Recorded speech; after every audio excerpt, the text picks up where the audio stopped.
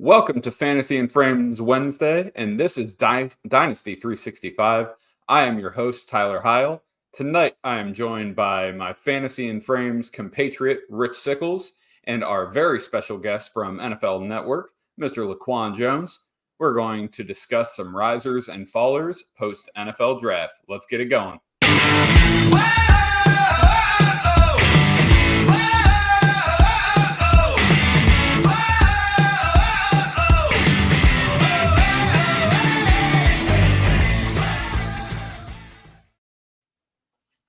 Welcome in, everyone. Rich, how you doing, man? I haven't seen you since last week. I know you've been pretty busy. How's everything going?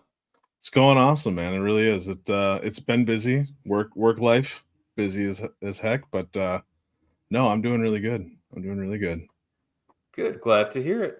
And of course, welcome, Laquon. We're very fortunate to have you. So Laquon is a fantasy analyst for NFL Network / NFL Fantasy Football, and you also do some production work for Rotoballer. You can follow him on Twitter / X, whichever you prefer to call it at this point, at Real Deal Fantasy. Make sure to give him a follow. Welcome, Laquon. We're really happy to have you. How's everything going?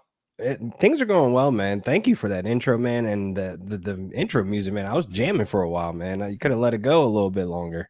No, it's not long enough.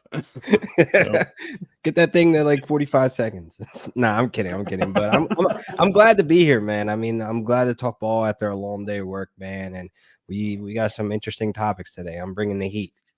Ooh, I can't wait. I love talking about these guys post NFL draft and hyping up their landing spot or doing the opposite of hyping up their landing spot. Yeah, it should be fun. Yeah, so we finally got landing spots and information we can really dig into, and then this is when the fun really starts, and the hot takes also start to come in a couple months. Right? Oh yeah, the camp reports of someone's out there early or having breakfast with someone is just going to be off the chain. Exactly. Or the quad picture, who is going to be the candidate this year where we're going to see, t-shirt and shorts and muscular quads, and it's like he's a pro athlete. Like, this is what he's supposed to look like. Like the Mike Davis year was insane. The Mike Davis year was insane. That was the most disgusting year ever. I was just like, I forgot about that. Yeah. Please keep forgetting. Right. Why'd you bring it back? I'm sorry. I do that sometimes. Just oh my god, no, never bring it up again. I do miss having guys like Mike Tolbert out there. Oh my god, man! 280-pound running backs. Just pure, just solid beast. Right. All athlete. So for anyone listening on or watching on YouTube, don't forget to drop your comments or questions into the chat. If you have any trade questions, throw them in. We would love to jump on them. So the first thing we're going to cover is breaking news. I kind of have to use heavy air quotes there. And then we're just going to speculate. So the first actual news is Odell Beckham Jr. signing with the Miami Dolphins. Laquan, are you excited about Odell Beckham Jr. signing with the Miami Dolphins?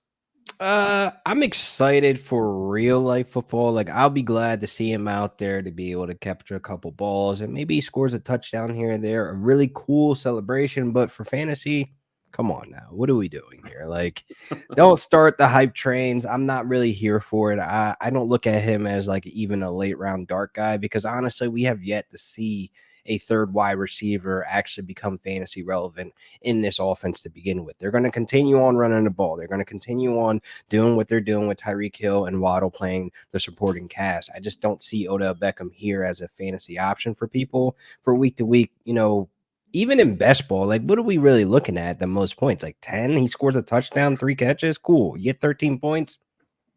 All right, cool, but I just don't see him as a guy that we should be running to the waiver wire or running to draft boards to take him off, I totally agree.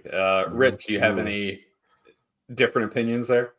No, I was gonna say basically the same stuff. I'm off the bandwagon. That was my one note that I put down was I'm off the bandwagon. I'm not gonna Go chasing Good after for you, OBJ man. again this year. Yeah, yeah. I'm proud of you. We got to get you a coin or something. Yeah, right. Yeah. I was just thinking that. Congratulations. Get you a cake or something, man. 30 days free of rostering Odell Beckham Jr. in Dynasty. That's Oh, right. man, yeah. That's right. So the next one, Laquan, I know you wanted to jump in here on this because it's your favorite team. What do you think about the 49ers potentially trading Debo or Brandon Ayuk? Kind of who would you want to see traded? Where would you want to see him go? And if they are, how does that affect the value of Ricky Pearsall for you? So first of all, let's start here. The 49ers suck. But I do see them trading Debo where it makes a little bit more sense. I mean, through the years, we kind of seen his production kind of slightly take a dip in areas of like rushing attempts, touches. So it's like he's on the cusp of where he's becoming a guy that you could possibly replace, because we got to remember he was taking a lot of bumps and bruises as a running back / wide receiver. So a lot of teams could use a Debo Samuel, but I'm not quite sure if they want to spend the cap hit that he comes with. I mean, it's like over 25 million this year that his cap hit is, and it doesn't really make much sense, to me, to like pull the trigger now. It's more so they'll wait after June, to where I think they'll save a lot more money and a lot less dead cap. But I really think this is great for Ricky Pearsall. I mean, he's a smooth route runner. I mean, they call him Pretty Ricky for a reason, man. He's amazing, outside, and he's amazing inside. A guy that can play zone versus man. And I think man is where he finds most of success. And we look at Debo Samuel last year. I mean, honestly, if we look just at the Super Bowl game, he had 0 catches versus man coverage. It's completely taken out of that game. So it's like one of those things where you want a guy that can win against man in the most important games possible. And honestly, Kyle Shanahan is left with the image of Debo Samuel being taken out of that game. That's the last notion he has of Debo. So I think it makes a lot of sense for them to move on now from Devo, where you can cash in the max value on him. And you're looking at Ricky Pearsall right now going to early second round. That could be a great value for some people right now. Like I've seen him go as late as 208 and as early as 201. So it's like he's in that pocket where people are starting to believe that Debo is on the move or Ayuk is on the move. I honestly don't think Ayuk is on the move. I think they're still trying to work out that contract. It doesn't make sense. They're not really going to save that much money. Only $14 million if they end up trading them or cutting them, whatever they want to do. I just think honestly the most important thing about all this is just don't make the wrong decision here at the wide receiver. If you trade Ayuk and you think Ricky Pearsall is going to step in for the production Ayuk has been doing the last 2 years, that would be a huge mistake. I totally agree. I mean, Brandon Ayuk's he's a star. He's a star now. I mean, he was in that doghouse for a while, and he finally blossomed into a guy that can, he can help out on the pass blocking, and when there's run plays, he's not going to give up on routes when he knows their ball's not going this way. But I feel like he's in a good spot right now in Kyle Shanahan. Absolutely. And just for reference, I am a amateur capologist. So Debo right now, his cap hit is $28.6 million. That's a huge cap hit. Yikes. No way. Yeah. And his base salary is $21 million. So essentially what that means is when they trade a player, all of the signing bonuses and the options and the workout bonuses, all that drops off. All that was already paid by the team. So the only thing that would be going with him is a $21 million cap hit and 2 years left on his contract and some void years. Yikes. That's a lot. That's hard to pin him to a team to be a possible trade target, because some of the teams that actually need him, maybe like the Giants, they're low in the cap. They only have like $5 million in cap. So they will have to figure that out as well, of like trying to get him over there. I mean, honestly, if Debo was to go to the Giants, that would make the Giants a little bit more exciting. Even with the bad quarterback play, you have Debo there with Malik Neighbors. Why not? I like it. Yeah. I mean, I'm right there with you, but a team could talk the Niners into taking some of that salary. A team could just take the whole salary and convert it to signing bonus and get that cap hit down to like $8 million or something like that. A lot of options. Yeah. And the reason that I say that is my team that I want, see, this hurts me to say. It's bad juju for me as a Browns fan, but the Ravens with Deebo Samuel Oh would man, be so much fun. wowzers! Yeah, you're not supposed to say that, man. I know. You're not supposed to say that, man. That's a good landing spot. That will give your Browns trouble for years, for at least 2 years. It would hurt my soul. Yeah. But yeah, and for all the people that do look at it, his dead cap hit's really high, 43 million. But if they traded him, that only leaves a 6.5 million dead cap hit for this year, 15 million for next year. So it's doable. Yeah, very doable. You know, say all that and throw all these numbers out there to say it can be done. So we shall see. It should happen after June 1st, basically. Yes, essentially. Rich, do you want to see Deebo traded, or do you want to see Ayuk traded, or just neither? No, neither. Honestly, I think that they both, where they're at right now, I think is kind of like Deebo and Shanahan's system is just fun to watch, and I just can't see anybody else really. I mean, I know somebody else could use him the same way and everything like that. I just don't see it being as electric. You know what I mean? So yeah, I personally would want them both just to stay with the 49ers if they can work it out. Yeah. It hurts for Ricky Pearsall, but you know, it might only be a year, so we'll see what happens. Yeah, he might end up staying. Yeah, Mr. Chris Bedestel, Mr. Fire content only in the building. Hey, what's up, Chris? So we're going to go ahead and get into some of these risers and fallers. Yeah. I want to hit a few pass catchers first. The first one that's kind of been really intriguing to me, I've seen him going all over second rounds of drafts. Adonai Mitchell, AD Mitchell, that was drafted in the second round by the Colts. Rich, were you surprised by his perceived fall in the draft? And does he fit well with the Colts? And is it going to be a fantasy lucrative situation? Right. I was pretty surprised, honestly. I didn't see the Colts getting him. Like that was the last thing that I saw happening. But I think they got a steal. I love it for regular fantasy, kind of like what Laquan was talking about earlier with OBJ. I really like it for regular football. But when it comes to fantasy football, I feel like he kind of landed in a crowded backfield. It'll be interesting to see who steps up between him and Downs, who's going to end up being that number 2 wide receiver. I still got my money on Downs. I think Downs is going to be the better receiver between the two of them.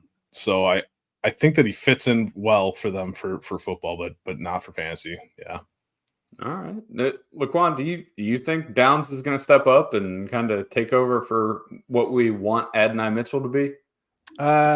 I think more so he fits what the Colts were looking for. I just don't think it would be such a huge fantasy impact where we could depend on him week to week or be a guy that could fill in for an injury or a bye week or like that. I know they picked him because they needed a guy that could stretch the field, and he's pretty good at doing that. Alec Pierce, he's the guy that's been doing it for the last 2 years. We kind of seen him fizzle out. Like he has flashes here and there and making deep catches and stuff like that, but he's just not getting the job done. I mean, they're just not connecting with him on the deep ball. Whoever's at quarterback, if it's Gardner Minshew, if it's Anthony Richardson, even when it was Matt Ryan, it just wasn't connecting. So it's like one of those things where you're looking at AD Mitchell.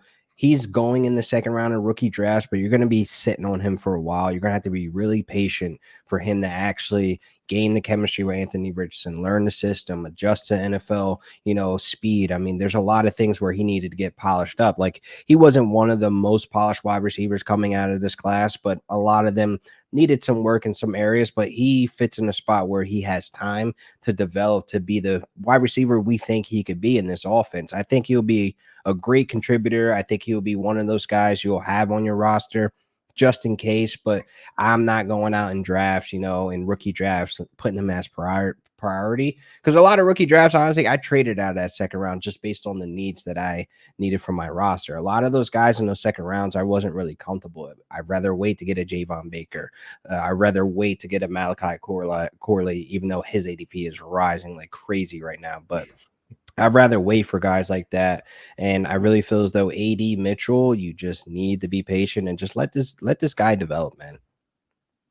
I totally agree. It's an exciting fit for real football, like you said, Rich. Yeah. You know, you're building. I always like to compare it to you're building a basketball lineup. You got Josh Downs playing point guard for you in the slot.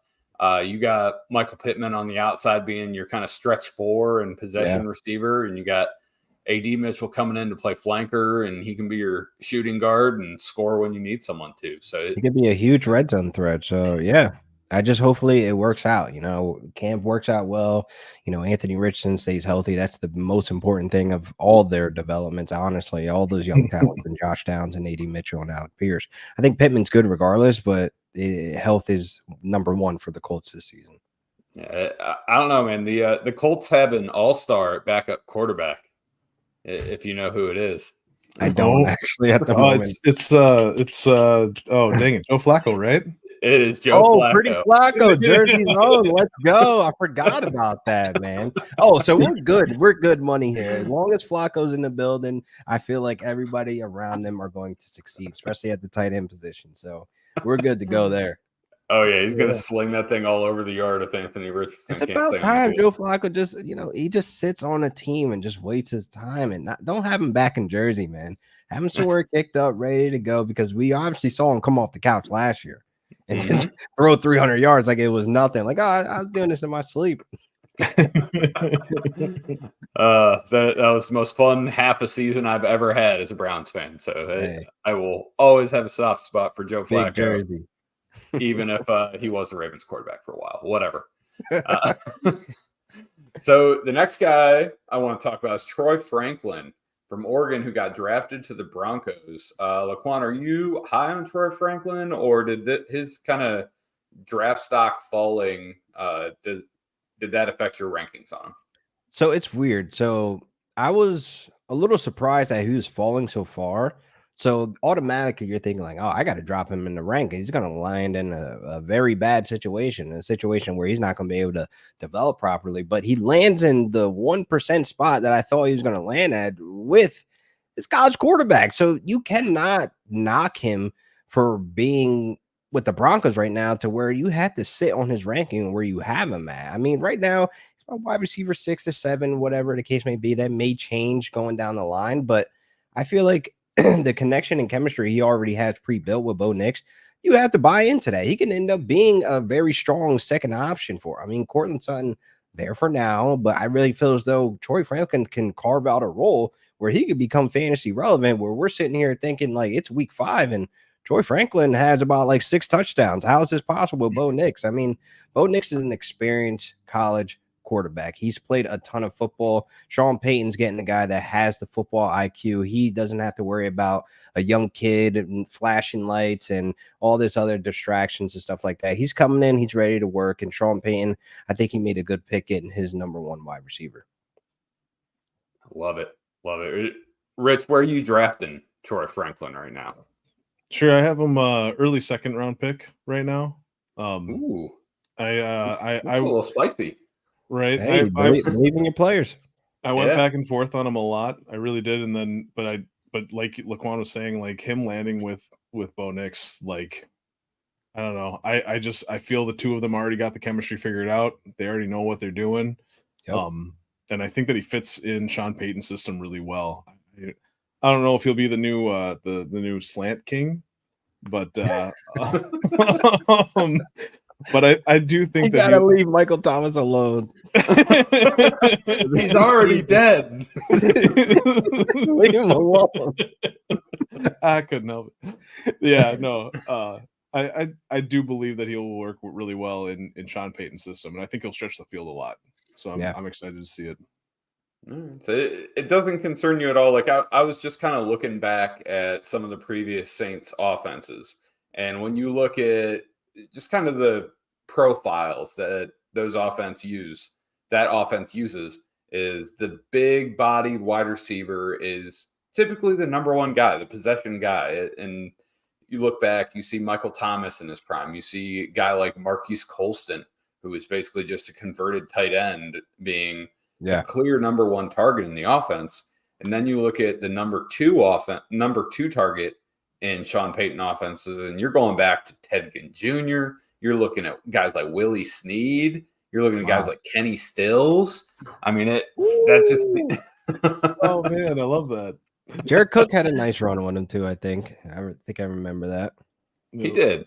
I mean, I'm still holding out hope for Greg Dulcich. Oh God, I'm on the fence with that, man. I just need to see it. I just need to see it, man. That's one of those situations where I have a lot of shares with him in best ball, but in redraft leagues, I don't see myself like getting a ton of him. I just kind of need to just pump the brakes because I'm hearing his name too much. Then when you start hearing a player's name too much, you're like, all right, something's wrong. Something's wrong. The team is artificially hyping him up. Yeah. Man, Greg Dulcich was in here at 4:30 in the morning having coffee. Here before the quarterback. Like, come on, man. So next one is Xavier Legette. I haven't found anyone that's super high on Xavier Legette. Laquan, are you high on him? How are you feeling? I'm not too high on him for fantasy. I think he'll be a contributor. He's one of those guys that fits what the Panthers needed. They needed a big body guy that can be utilized multiple ways. And you can use Xavier Legette. I've seen him taking jet sweeps and I've seen him running bubble screens. He's a guy that can stretch the field. And he's just one of those guys that are just going to be huge contributors for the team in real life football. But for fantasy, it's hard to see him get more targets than a Deontay Johnson. Like you have Jonathan Brooks back there. If he's healthy, ready to go, they're going to be running the ball a ton. There's just other options there that are more solid than him. Adam Thielen, old man Thielen is still there and he's still able to run that slot pretty well. I mean, he was a top 15, top 20 fantasy option there. And I don't think that's going to go away. I think he was force fed a lot of targets, but I just don't think those targets are going to disappear. So old man Thielen's there. So you got a lot of moving parts there where I look at Xavier Legette as a guy that you put in that category. You just have to be patient to see how it falls out, see how things develop with him, because we don't even know if they're putting all these pieces to the O-line, if this actually is going to work. I mean, there's still questions here until we see Bryce Young have a solid O-line, giving him time, guys able to separate and get Deontay Johnson the ball, Adam Thielen, Xavier Legette, whoever. So it's one of those big question marks that I have over the Panthers. I'm not 100% buying in to all their players, but it's worth a watch. It's worth staying from a distance like, okay, all right, cool. Doing the damn thing. Good for you. Rich, are you out on Jonathan Mingo? R.I.P. That's funny that you'd say that. Harris Marshall Jr. still there? Hold up. Like, no. Depth chart. Jeez. I'm about to get roasted. You should see this depth chart. I'm looking at it now. It's fantastic. It's fantastic. Amir Smith-Marset, Mike Strachan, Cam Sims, David Moore, Devin Carter, Sam Pinckney, Jalen Coker, Jalen Camp. 2 years ago, you looked at this depth at this team, what it was, like, yo, they're stacked, man. And they got a couple guys there that could develop. Not so much. No. Yeah. I'm gonna get roasted on this a little bit here. I actually kind of prefer Mingo. I'm gonna be honest. Over Legette? Yeah. Over Legette. Yeah. I'm here for it. Make your case. I really loved Mingo coming out. I really did. When he was one of those wide receivers that I was watching last year that I was like, this is my guy. This is he was able to he didn't do anything really great, really expertly, but he did a lot of things really, really good. And that's what I really liked about him. I thought he was a very well-rounded prospect, and I thought that he could be exactly what it was that the Panthers needed for that second target. I don't think that he'll be the guy, and I'm really happy they got Deontay Johnson. I was kind of surprised that they brought in Legette, but yeah. But they told him he was staying home. That's exactly what they did. Shout out to them, keeping their word early. So I'm gonna go kind of off the show sheet here because Laquan, you mentioned him, and you mentioned Malachi Corley. Yeah. And my first reaction to Xavier Legette being drafted was like just a smart ass. But Mom, we have Malachi Corley at home. Why would we need Xavier Legette? So what do you think about Corley? Did you like his landing spot? Are you worried about the Rodgers connection? Or are you into it? I'm into it, man, because I fell in love with his tape, man. I was one of those people, a couple months ago that, still trying to figure out who these rookies are, where they're from, what they're doing, and what their position is, and their role and scheme. And like, he's one of those guys that just popped off the paper. And immediately I said, Jets, put him to the Jets. They need another playmaker that can get in open space, that can have the Yak King, be able to work. And I think we need to really look at Aaron Rodgers returning back so fast from this injury. Like, I don't know if he's going to be as mobile. So those little quick dump ball bubble screens to Malachi Corley, not saying it's going to work, not saying it's 100% definite this is what's going to happen, but this is on the table for opportunity for him to actually be a tool utilizing this Jets offense outside of Garrett Wilson, where he can still work, where he can still get things going. We know Mike Williams has an injury bug on his jacket. He carries it with him wherever he goes. I don't care that he's in Jersey now with the Jets, but I'm just saying that just in the back of my head, once he plucks off, where are those targets going to go? It's going to go to Breece Hall. It's going to go to Garrett Wilson, and Malachi Corley has to be involved running out of that slot. We've seen Aaron Rodgers have very with the slot wide receivers, aka Randall Cobb, and I know people are going to be like, he hates rookies. He just doesn't trust rookies. And I think Malachi Corley coming in already texting him and they getting friendly with each other right after he's picked. It's like, okay, he's going to actually take a different route and try to develop with this rookie because he knows he's not going to be as mobile. We know he's not going to be as, Aaron Rodgers is early on in the season. So there's going to be some plays where we can see Malachi Corley be featured a lot. Absolutely. And that you just mentioned that and it made me laugh. Like 22-year-old Malachi Corley coming in from Western Kentucky, texting this crazy ass old man and Aaron Rodgers, like, all right, I got to get on this dude's good side. Like, What is that dynamic? That is interesting. Yeah, I love it, man. I mean, I like Crazy Rodgers for the comedy and entertainment, to be honest, man. I mean, it's definitely clickable. I just click it and I watch. I know it's chaos and madness what he spews out, but I'm here for it, man. I love it.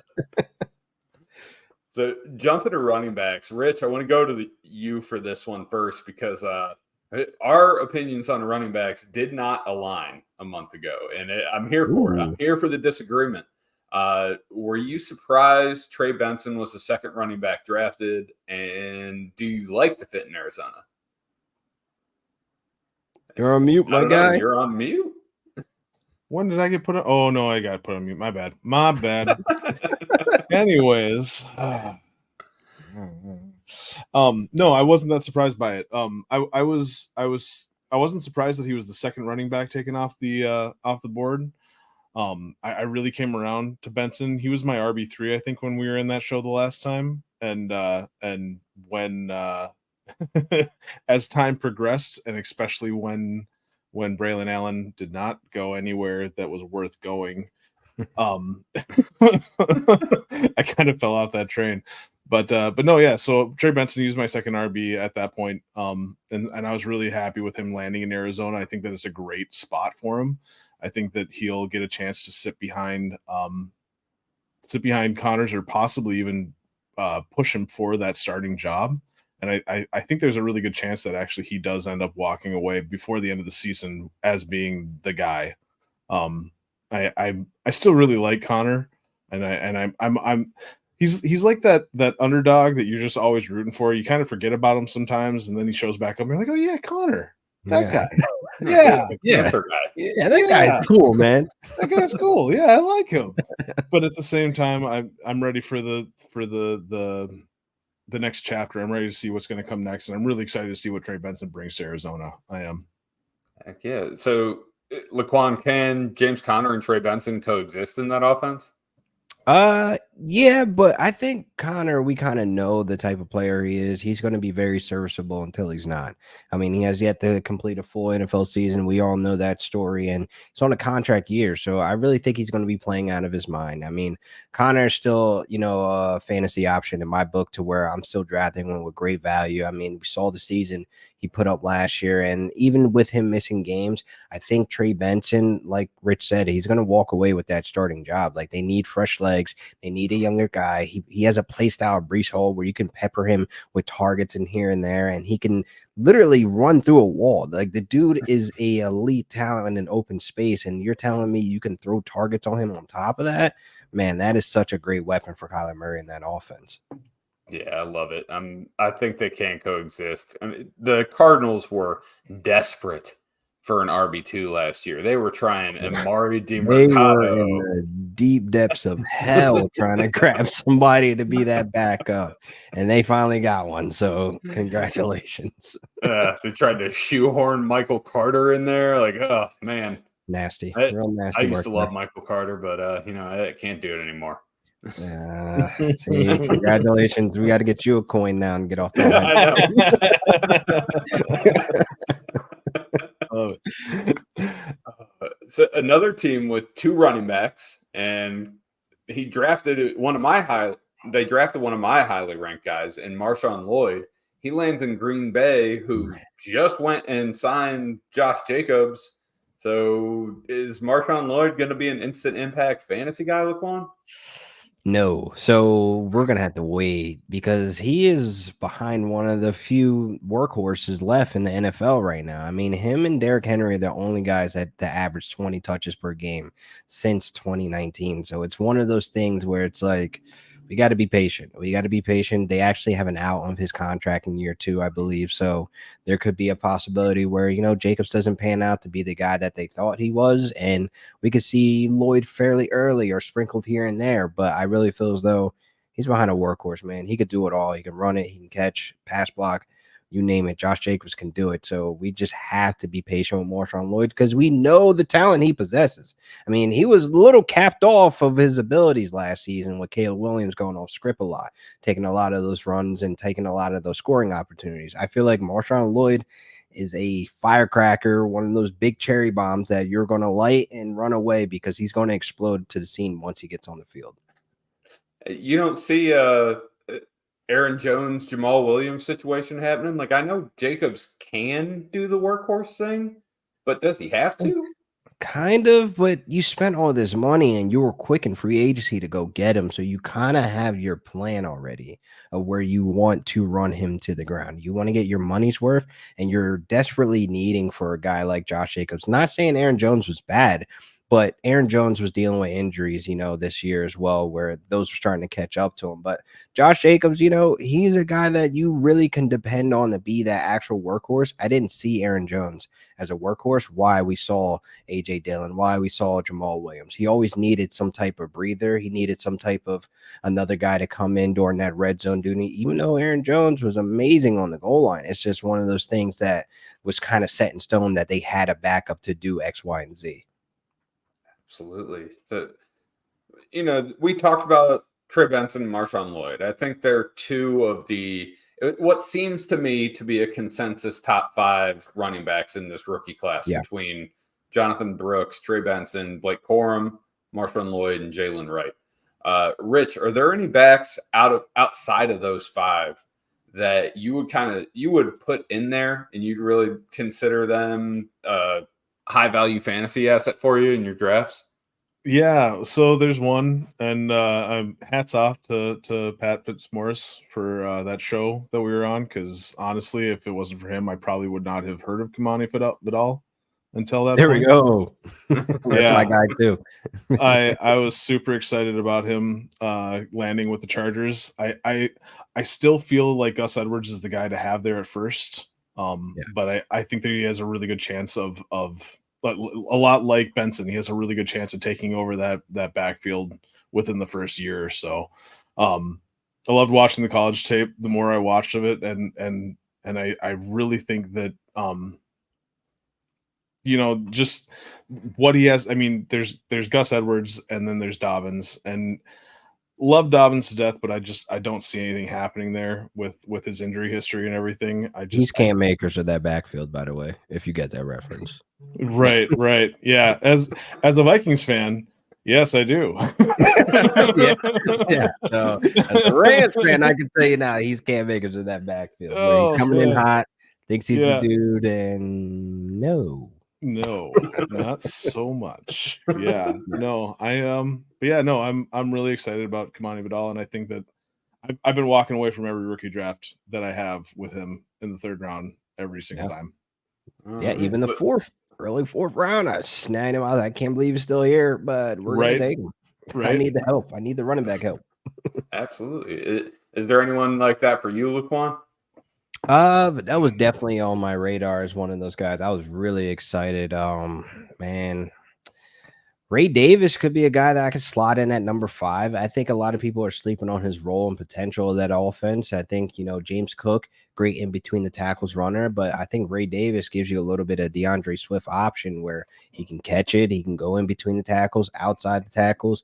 This dude is like one of those balanced quality running backs that was coming out of the draft that was just sneaking by a lot of people. So I've been grabbing a lot of Ray Davis in those, in those rookie drafts as well. And he might even have some type of fantasy relevance in redraft leagues as well. I mean, if we start seeing James Cook touches get, slightly pulled back because Ray Davis is getting more opportunity, that's something to watch later in the season. Maybe they want to take someone to load off of James Cook and keep this 1-2 punch between the two, because a lot of teams right now are moving to the 2 running back system now where they need a 1-2 punch. Because if you have one guy that's banged up and he's out of the way and you don't have that second running back to step up and fill those roles, you're going to be like the Cardinals going to the deep depths of hell looking for your backup running back. Or you could be like the Rams where we take a complete step back when Kyron Williams is out and we call back Darrell Henderson like, yo, I know you're on the couch. You want to play some ball? But like they weren't able to step up and actually keep this offense flowing how it should be. But I think, a lot of people need to have Ray Davis on that watch list, have him as a stash, because I really think he's going to be one of those guys out of nowhere where he becomes like really fantasy relevant in that Bills offense. Absolutely. And my guy is, I feel like people are just out on him after his combine testing, but I'm still in on Bucky Irving.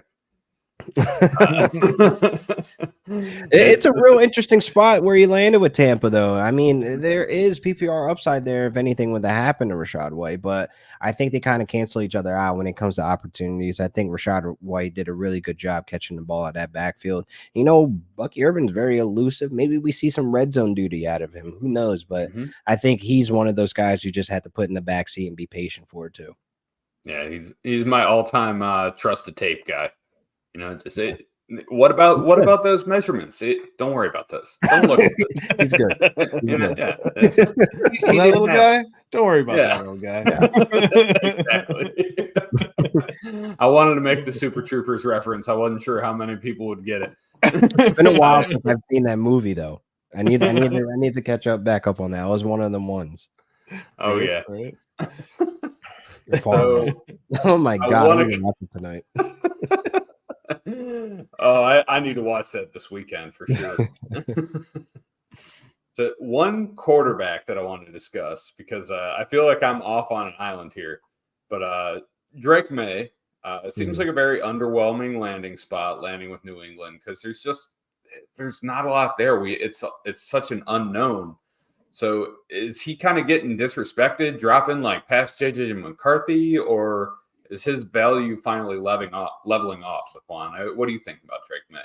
I think it's proper to go to JJ over May just based on there's not many question marks. I mean, you look at JJ's weapons versus Drake May, there's still question marks at the wide receiver position, even though they double tapped on it, getting Baker and Polk. But I feel like, people are going to take the safer route here when you have one of the best wide receivers on your offense you're throwing to. There's no way he can fail. And I think, honestly, JJ, a lot of people were down on him, but I got convinced to start looking at some of the things that he has on his tool belt. And Drake May doesn't have some of those things that JJ has on his utility belt. I mean, Drake May has the off script to him. He has the mobile ability, but so does JJ somewhat as well, So the difference maker there is the accuracy, the ability, the football IQ, et cetera, and the weapons.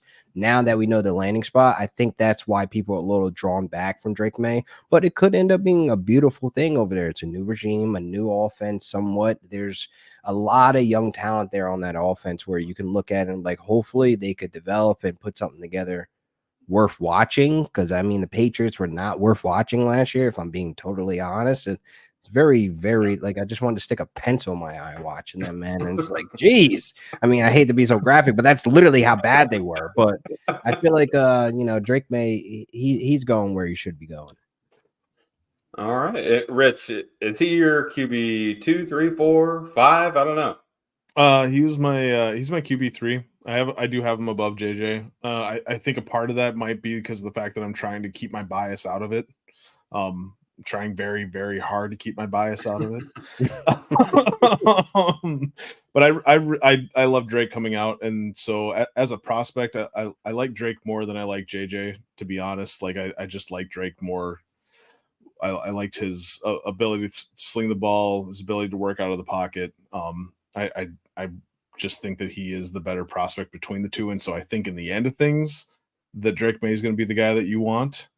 But at the same time, yeah, like everything Laquan said, I can't dispute. Like JJ's in a great landing spot, and it's going to be something to watch there. So yes, he is, and we will see. And Mr. Scamper's coming in with the "You boys like Mexico." I hope we super trooper. I get that. I hope we inspired multiple people to watch that movie again. Please, it's a good watch. He's already pulled over, officer. He can't pull over any further. He's already pulled over. I'm freaking out, man. You are freaking out, man. I feel like we could keep this going for a half an hour, and I don't know how many people want to listen to that. So we're going to jump into a lightning round here, and we're going to get a little bit away from some of these rookies. I'm going to give you guys 2 teammates, and I want you to tell me 20 seconds or less which one you want and why. All right? So first, Laquan, I'm going to give you the first crack at this one, and then Rich, I'll rotate to you. So first one is Rome Odunze or DJ Moore on the Chicago Bears. Rome Odunze. I think he'll be more utilized. I think DJ Moore will get some of his targets cut. I mean, some of his abilities cut. He's a great stretch to field guy. But you have Keenan Allen there also, man, and he's going to work that slot. So I'm going to go with Odunze. All right. Rich, next, Amari Cooper or Jerry Jeudy? Okay, Amari Cooper. It hurts a little bit. I love Jerry Jeudy. I can't quit him. I keep drafting him. I don't know why. But when it comes down to it, I believe in Amari a little bit more. And I think down the stretch, he looked really good before. I think that him and Deshaun figure it out, and the two of them will be able to make things work down there. So, and you're not worried about Amari turning 30 next month? No, I've actually traded for him in a couple of leagues, hoping that he can help put me over the top. All right, I like it. Money where my mouth is. Next up, Houston Texans, Nico Collins or Tank Dell? I'll go Nico Collins, even though that situation is going to be real nasty work. I think Nico will give me more bang for my buck, and then Tank Dell will kind of be like flash in the pan type ordeal now with Stephon Diggs there. Going to be hogging all the targets, demanding, I should say, the targets. Deserving them, demanding, yes. Demanding, yes. So, Rich, how about the Kansas City Chiefs? Are you taking Rashee Rice or Xavier Worthy? Xavier Worthy. I've been drafting him everywhere. I'm really excited about it. I think that he has a better skill set. I think he can win all over the field. And I think that he's the piece that Andy Reid has been missing for quite a while. I love I was just gonna say the thing that I loved was when, like, everybody keeps saying, "Oh, he's not the next." Miami Dolphin. Yeah, he's not the next Tyreek Hill. He's not the next Tyreek Hill. No, he's the next Deshaun Jackson. And if that's the case, I'm all in. Got to be a little careful with comparing these guys to people like Deshaun Jackson and Tyreek Hill. It's right. It's a little Andy Reid said it. When Andy Reid said it, I was like, okay. All right. Well, the last time they compared a player to a very good former Eagle, was Clyde Edwards-Helaire being the next Brian Westbrook. So we know how that one worked out. Yeah. Yikes. I'm sorry, Rich. I had to. No, that's good. That's good. No, you gotta keep me honest. That was such a weird year. Him and Miles Sanders were getting so overdrafted. It's disgusting. Really disgusting. Last one, Laquan, and this is going cross position. Amon-Ra, St. Brown, or Sam Laporta. You SOB. That's a tough one, man. Tight end premium, obviously Laporta, but can I have both, man? I mean, this offense is going to be humming for a while, man. And I like Jared Goff. You know, he found his Cooper Kupp and Amon-Ra. You know, he found his Tyler Higbee, but very upgraded Tyler Higbee and Sam Laporta. So, you know, it's definitely going to be one of those things that are going to be set in stone for a while, where these guys are just going to keep producing. So it's a toss-up, man. And you can't go wrong here. You can't. I'm going Amon-Ra St. Brown personally. Yeah. I literally wrote, it's the sun god. That's all I wrote. God. For my reasons of why it'd be Amon-Ra is it's the sun god. There you go. That is all you need to know. Well, that's all we got for the night. Laquan, thank you so much for joining us. You certainly brought the fire content. That was a lot of fun. Can you tell people a little bit about what you're working on, and are we going to see you on our TV screens anytime soon? Man, hopefully, man. Praying that it's in the works, man. But right now, you can catch most of my content over there at Rotoballer Fantasy. You know, check out their YouTube channel. I got a couple of videos coming out this week and hitting them heavy next week. And then tomorrow, me, Marcus, Grant, and Michael Florio, we're going to be doing the cheat sheet, 10 p.m. Pacific, and I think that's noon Eastern. You guys can check us out on YouTube. We're going to be live taking the questions in, talking a little ball and having a little fun. I mean, last week we were talking about which Spider-Man will win in the fight. I picked Toby, you know, personally. I think Toby is one of those guys you have to watch. You know, he's in the corner just like, you know, you just need to watch out for him. So I think he will clear both those guys, Tom Holland and Andrew Garfield. I have a whole nother YouTube that I want to have with you right now. Just a whole nother episode. Look, jump in the cheat sheet. We can bring this back up and we can just hash it out, man. I love it. Yeah. I might need to. Oh, boy. Yeah, that's Toby is a sleeper candidate for that. Yeah, so I'll give you that. Watch out for Toby. He's a firecracker. And you can follow Laquan on Twitter at Real Deal Fantasy. You can follow me on Twitter at FF Tyler Heil, and you can follow Rich on Twitter at Rich Sickles GBM, stands for Ginger Beard Man. So everyone, please stick around on the Fantasy and Frames YouTube.